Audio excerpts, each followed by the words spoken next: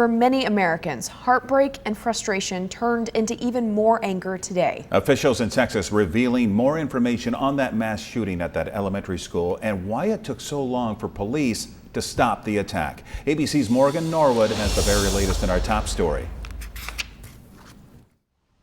This afternoon, Texas Department of Safety officials admitting that officers who first responded to Robb Elementary should have acted sooner to take down the gunman.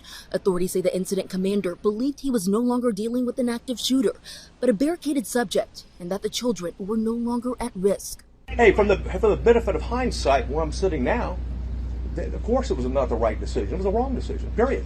There's no excuse for that. Authorities now saying that it appears that the gunman got into the school from a door that was propped open by a teacher and was never confronted by a school resource officer before entering the building. That officer was not on scene, not on campus, but had heard the 911 call with a man with a gun, drove immediately to the area. So he drove right by the suspect, who was hunkered down behind a vehicle, where he began shooting at the school. At 11:44, 14 minutes after the first 911 call was made, 19 officers from various agencies made it outside the classroom door, where the suspect was barricaded behind a locked door.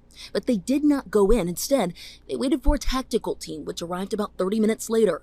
During today's press conference, authorities talking about those 911 calls that came in from inside that classroom. You could hear over the 911 call that 3 shots were fired. 35 minutes after CPD SWAT arrived, officers breaking through the door and killing the suspect. Just 2 months before this tragedy, Uvalde School District had trained for an incident like this, holding an active shooter response drill.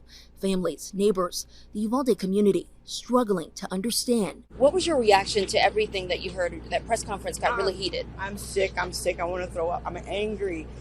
This guy needs to resign.